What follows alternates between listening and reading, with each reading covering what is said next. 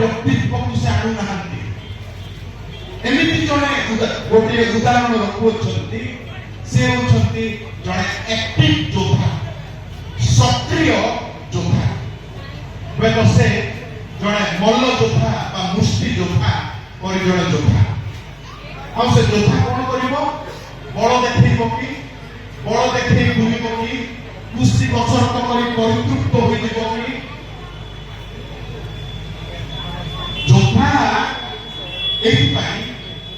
जे जो कष्ट क्लेश आसीबो एई सत्यता अन्य पीढ़ी आगे अर्पण करबा पाई जो रिस्क रहिबो कष्ट आसीबो प्रतिबाधित आसीबो योद्धा भावे से क्लेश को सह्य करी